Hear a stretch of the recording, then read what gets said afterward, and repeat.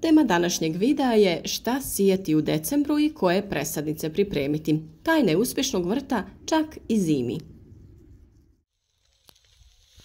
Zamislite decembar u kojem vaš vrt nije u hibernaciji, već je pun života.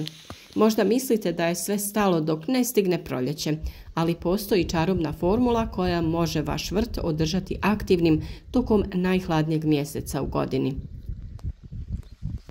Ono što morate znati jeste da uz pravu strategiju decembar može postati jedan od najvažnijih mjeseci za pripremu vašeg vrta, plastenika i presadnica.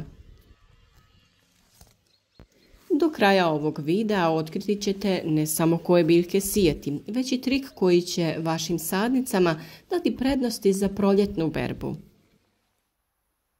Ostanite s nama do kraja videa, podržite naš rad sa like ili podijelite video sa prijateljima. Saznajte koje korisne savjete dijelimo sa vama svaki dan kako bi i vi bili što uspješniji u uzgoju biljaka. Prvo što ćemo reći jeste šta se to može sijati u decembru na otvorenom. Iako zima donosi niske temperature, postoje biljke koje ne samo da podnose hladnoću, već je i vole. Evo nekoliko opcija. Naravno, prvo je tu bijeli luk ili češnjak za koji smo rekli da se može saditi od novembra. Tako da smo mi svoj već posadili i on je lijepo niknuo jer su bili pogodni uslovi. No, decembar je također pogodno vrijeme za sadnju bijelog luka. Ono što je važno da odaberete vanjske krupne čenove u glavicama bijelog luka te ih posadite na dubinu od 5 do 7 cm, naravno vrhom prema gore. Ono što je važno u ovo hladnije doba godine da iskoristite dodatni trik za brzo nicanje i rast.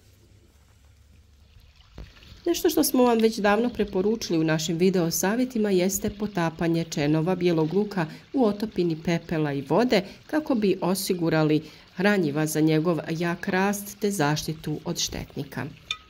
Također se to može uraditi i u malo slane vode, a o tome smo pričali u posebnom savjetu. Naravno, linkove za ove videe, ukoliko vas budu zanimali, možete pronaći u opisu ovog videa. Ono što se također može brojati pod jedan dodatni trik jeste prekrivanje tla malčem, slamom, suhim lišćem ili kukuruzovinom, kako biste zaštitili luk od ekstremnih hladnoća i omogućili brži rast u proljeće. S obzirom da je vani hladno, na ovaj način dajete toplotu korijenu, čiji razvoj je bitan tokom ovih zimskih dana. Luk neće toliko brzo napredovati sa onim vanjskim zelenim dijelom, nego je važno da razvije snažan i jak korijen. Drugi usjev je špinat. Ako živite u regiji sa nešto blažim zimama, špinat možete sijati direktno u vrtu. Sjeme će klijati čim temperature porastu, to jest čim se tlo ugrije na pogodnu temperaturu za nicanje špinata. Špinat preferira niže temperature pa se iz tog razloga uzgaja od jeseni do kasnog proljeća, a može se naravno uzgajati i ljeti uz pravilno održavanje jer zbog visokih temperatura često ne daje listove nego ode u sjeme. A tu su i ozime žitarice koje su odlični čuvari i pokrivači tla koji u proljeće imaju svoju ulogu. Raž i pšenica su odličan izbor za zimski vrt. Osim što obogaćuju tlo, mogu poslužiti i kao zelena gnojiva na proljeće. A šta se to može sijati u plasteniku u decembru? Plastenik je zimski saveznik svakog vrtlara. Uz zaštićene uslove možete produžiti sezonu uzgoja i pripremiti se za rani početak naredne godine.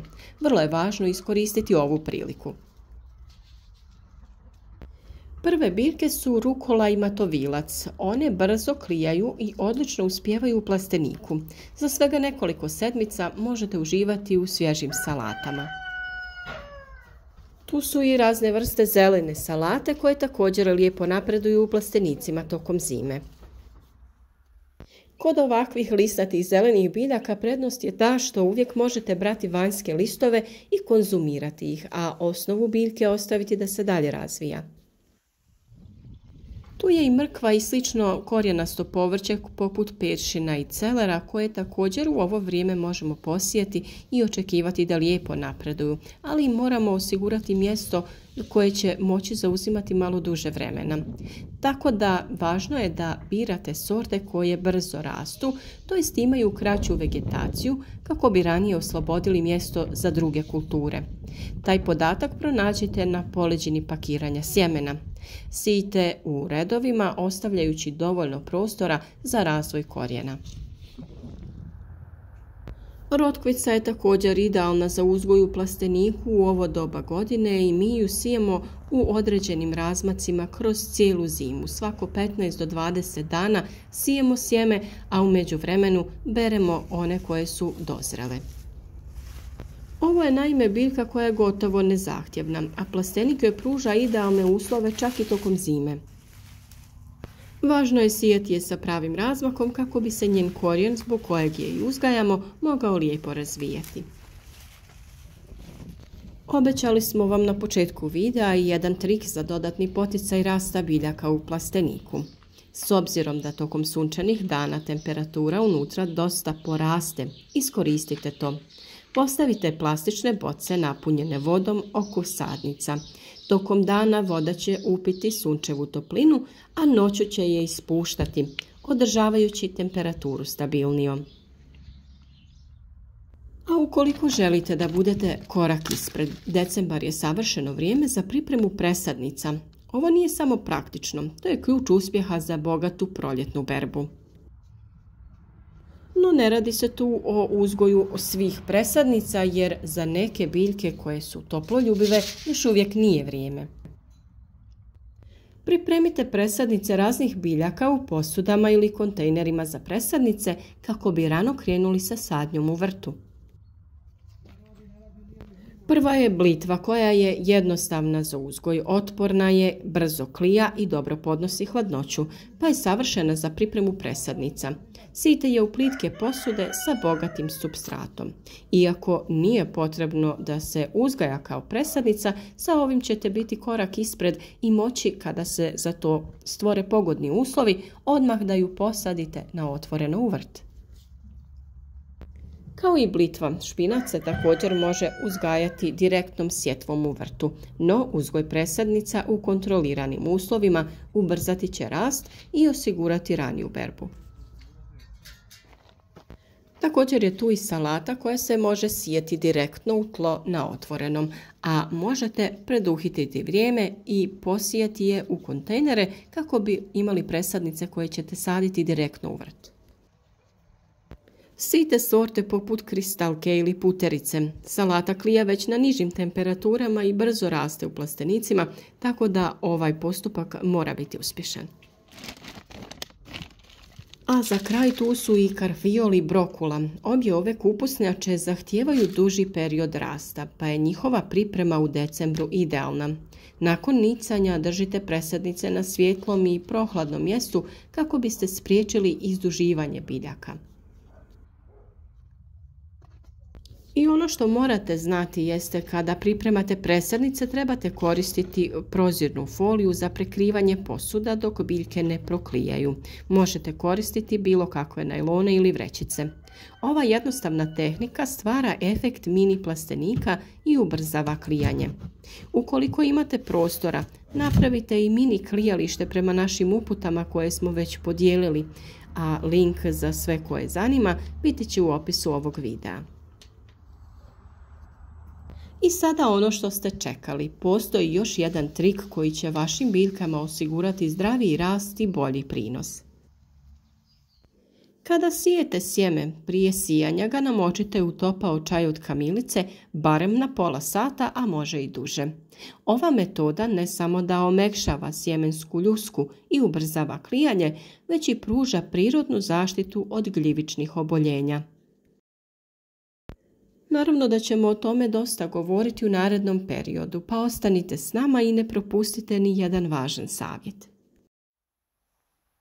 Dok mnogi vrtlari smatraju da je zima mrtva sezona, istina je potpuno drugačija. Decembar je ključni mjesec za planiranje i pripremu. Bez obzira na to da li radite na otvorenom u vašem plasteniku ili pripremate presadnice, sada je vrijeme da postavite temelje za uspješnu sezonu uzgoja. Planiranje položaja biljaka u vrtu je također vrlo važno, pa ćemo i to uskoro podijeliti sa vama. Naći ćete papir i olovku, nacrtati vaš vrt i tokom ovih zimskih dana slobodno vrijeme iskoristiti kako bi poredali biljke po određenim pravilima dobrih susjeda i iskorištavanja hranjiva iz tla kako bi vaš uzgoj bio što uspješniji.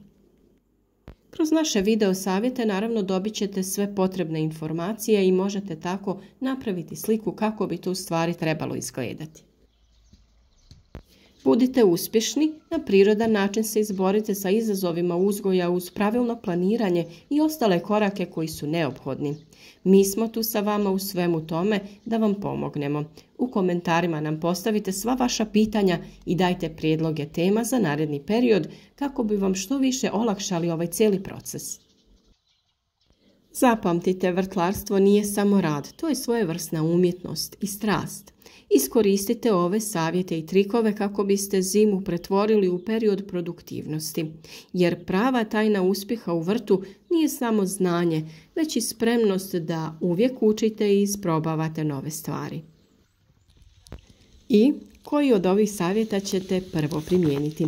Neka decembar postane vaš mjesec uspjeha u uzgoju voća i povrća.